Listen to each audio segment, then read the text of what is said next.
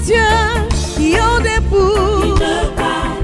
Oh non, ils ont des dieux qui ont des pieds. Moi j'ai Dieu tout puissant. Moi j'ai Dieu qui ne joue jamais. Non, non. Moi j'ai Dieu tout puissant. Moi j'ai Dieu qui ne joue jamais. Non, non, non, non, non. Son nom c'est Jéhovah. Jéhovah, Jéhovah Rapha. Ecclésiaste 10, le verset 7. Ecclésiaste 10, le verset 7.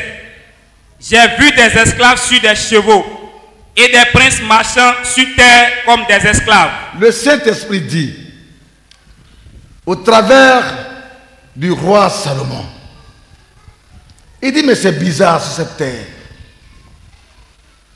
Ce que je vois est bizarre.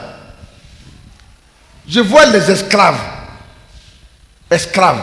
C'est eux qui sont sur des chevaux, qui sont dans des BMW, qui sont dans des avions, qui ont des grosses voitures.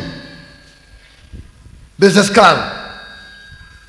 Et les princes, les enfants des rois, eux au contraire, ils marchent à pied dans le sable, dans la poussière.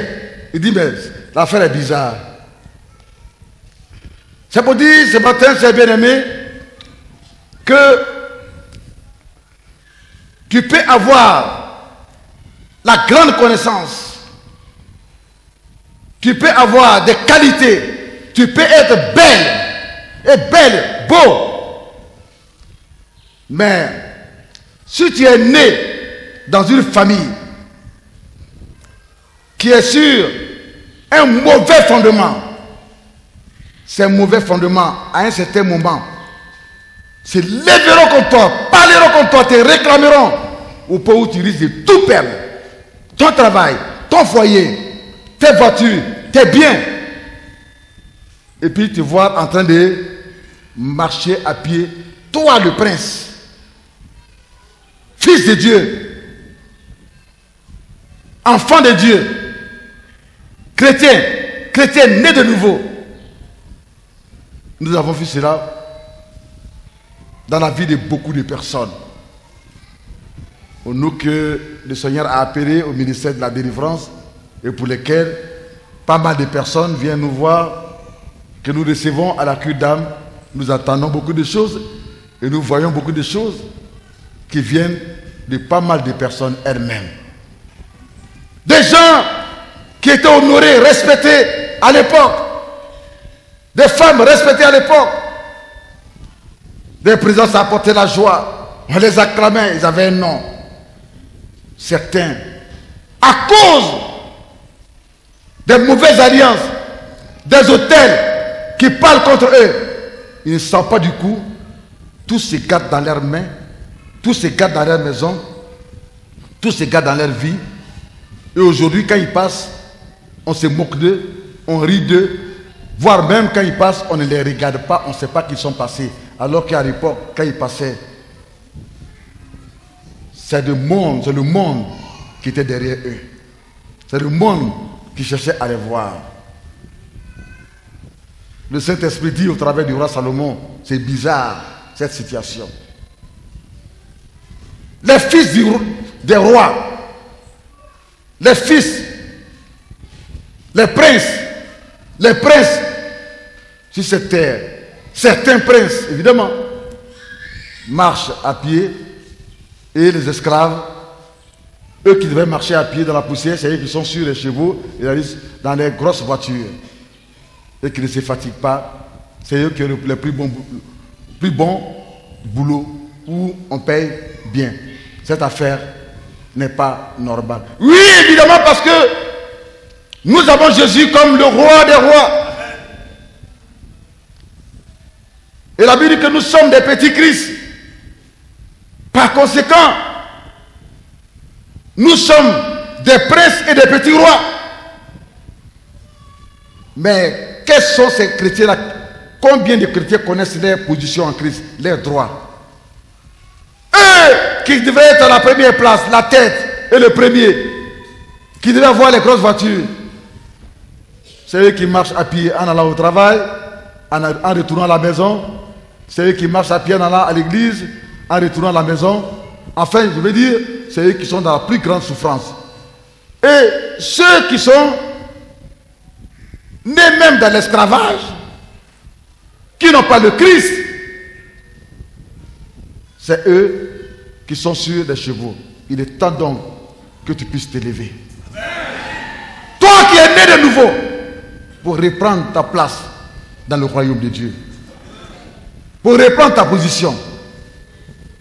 Si tu comprends la théologie, les prédications sur les fondements, tu peux être chez toi à la maison et déclarer la guerre spirituelle aux génies, aux démons, des forêts, des masses, des eaux, des montagnes qui tiennent ta vie bloquée et qui parlent contre toi et qui te réclament et qui font que tu avances bien et puis à un moment tout s'éteint dans ta vie. Tu peux leur faire cette guerre spirituelle. Et là où ils sont dans la maison de ton père, les autels prendront feu. Où qu'ils soient, où qu'ils se cachent, le feu de Dieu les combattra. Et tu auras la victoire. Je ne dis pas que tu auras la délivrance, mais tu auras des délivrances et des délivrances qui vont te conduire à la victoire. On acclame le Seigneur.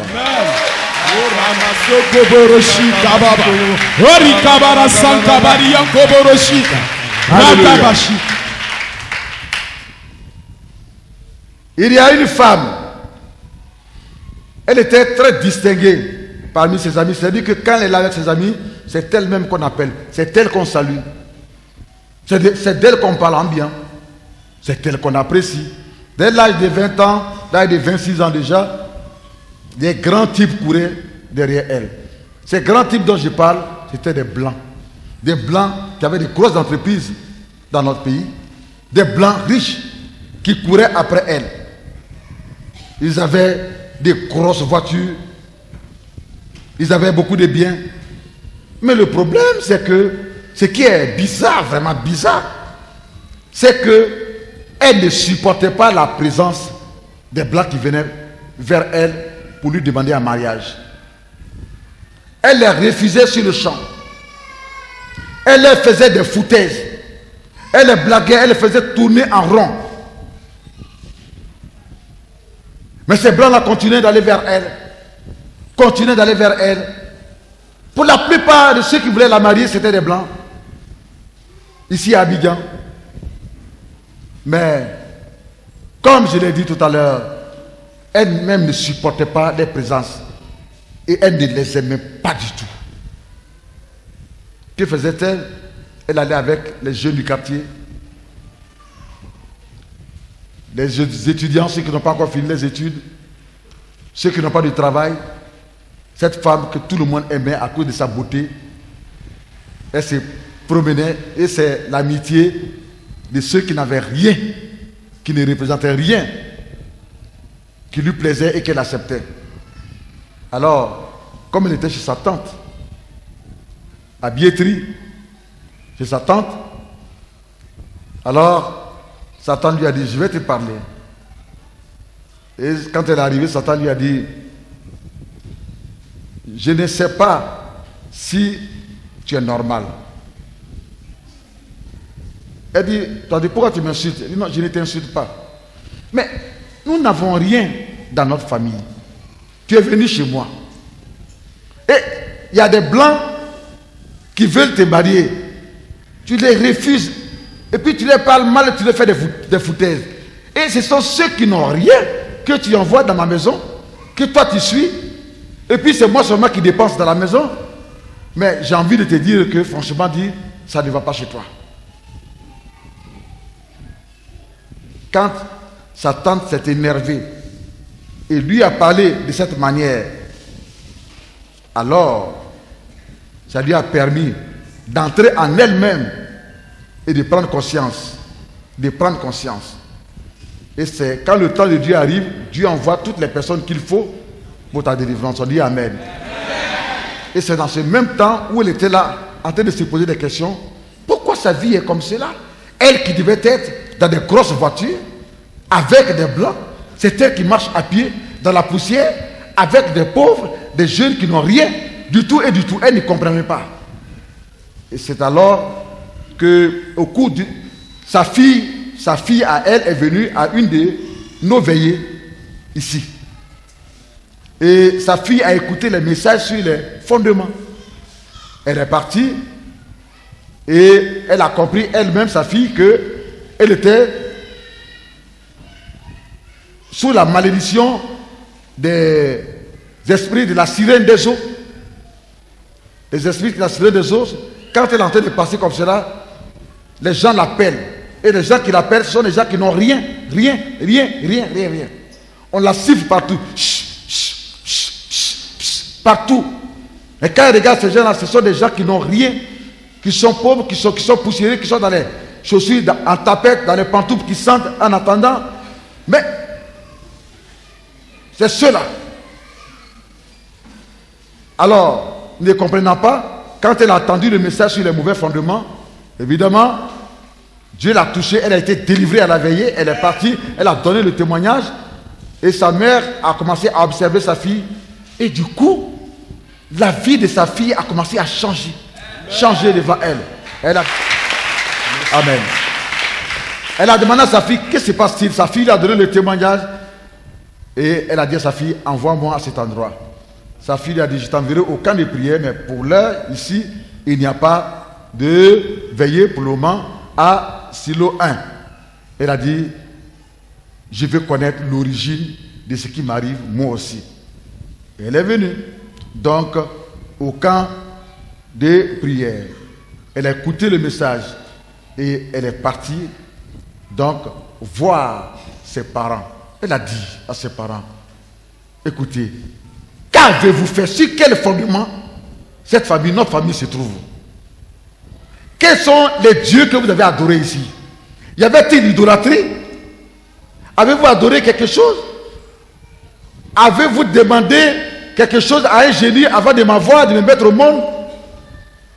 Parce que voici ce que je vis. Je n'arrive pas, la bénédiction est devant moi, mais je refuse ceux qui doivent me bénir. Je refuse d'être avec eux. Je ne comprends pas. Quand elle a dit le nom des Blancs, on a dit attends. Et c'est ainsi que ses parents lui ont dit que au temps des travaux forcés, dans notre village, les Blancs fatiguaient tellement les gens à cause des travaux forcés. Et ils frappaient tellement les gens, ils fatiguaient tellement les gens que notre village est allé voir un féticheur. Et ils ont demandé au féticheur, fais-nous un fétiche pour que les Blancs ne puissent pas arriver ici, dans notre village. Alors, le féticheur a interrogé le génie qui était hors du village, le démon qui était hors du village. Et le féticheur dit que le démon lui a dit, je vais vous protéger et vous rendre invisible. À partir de ce moment-là, ils ont fait un pacte. Si bien que quand les Blancs viendront, ils ne vous verront même pas. Vous êtes là, vous vous promenez dans le village, vous mangez, mais ils ne vous verront pas du tout. Est-ce que vous me suivez? Est-ce que vous me suivez? Mais la condition, vous allez avoir ce pouvoir, mais la condition est que à partir du moment où le pacte va être fait jusqu'à votre vie, vous ne devrez pas aller chez les Blancs.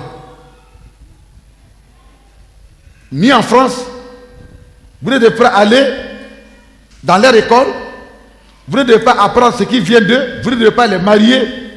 Enfin, vous ne devez pas recevoir ce qui est des Blancs. La conséquence, c'est que les enfants qui sont nés plus tard, ils ont oublié qu'il y a eu un pacte qui a été fait pour lequel et la génération de leurs grands-pères et la génération de leurs parents et eux-mêmes leur génération, tout a été placé sur un mauvais fondement, sous un mauvais fondement, sous un mauvais fondement, sous une malédiction, sous une malédiction. générationnel qui devait parler contre eux. Mais eux, ils ne savent pas. Donc, les parents, d'autres, envoyaient les enfants à l'école, mais personne n'est réussi à l'école. C'est-à-dire quoi? Ils sont intelligents, mais quand ils arrivent au CM2, avant de passer le CP, chacun abandonne l'école et puis va s'asseoir au village. Si bien qu'il n'y a pas eu quelqu'un qui a eu le CP dans le village, il n'y a pas eu quelqu'un qui a eu le BPC dans le village, il n'y a pas eu quelqu'un qui a eu le bac dans le village. Mais Dieu merci, il se trouve que son frère, qui lui allait à l'église, Dieu merci, le frère de la femme qui est pas mariée des blancs, c'est ce qu'elle dit, qui allait à l'église, lui, Dieu merci, il a eu son CP, il a eu son BPC, il a eu son bac, il est allé à l'université, il a eu son doctorat en médecine, il est devenu médecin, on acclame le Seigneur. Amen.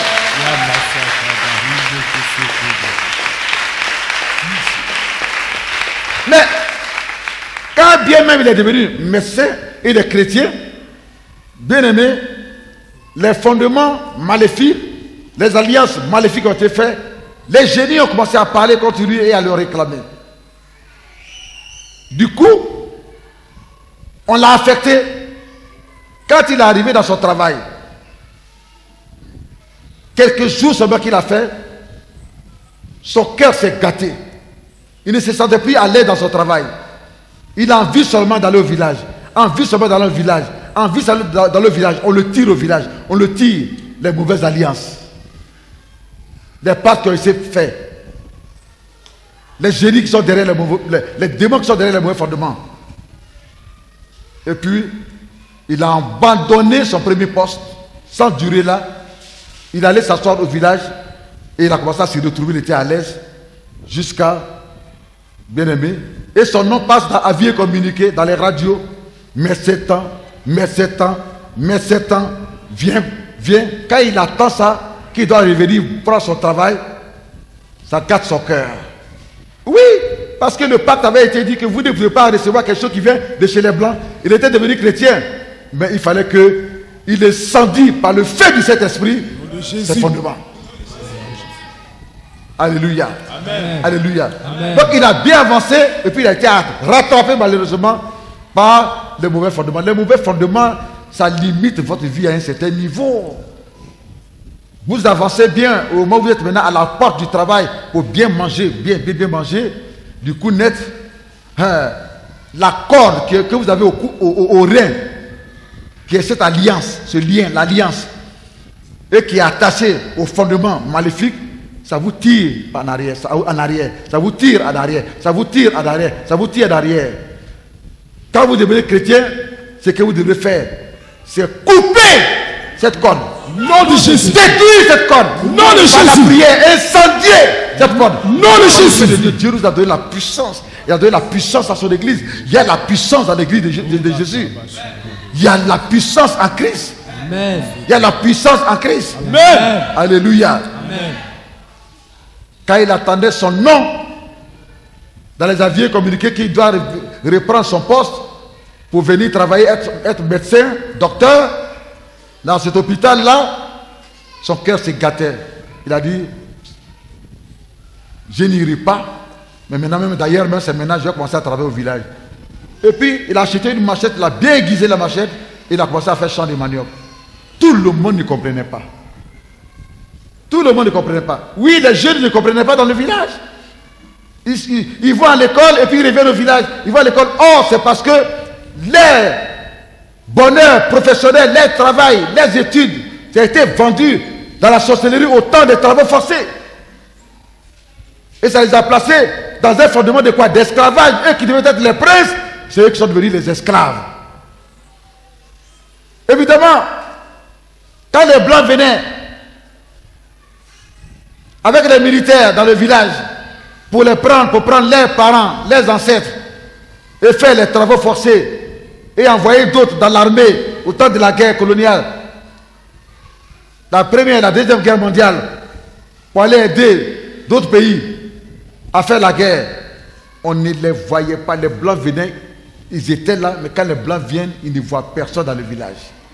Oui, ça s'est passé ainsi. Mais après, il y a eu les conséquences.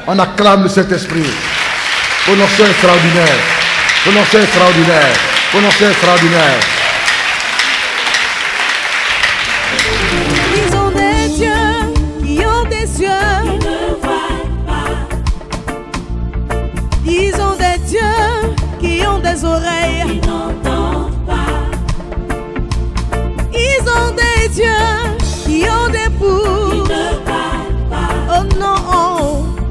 Ils ont des dieux qui ont des pieds. Ils ne marchent pas. Moi j'ai Dieu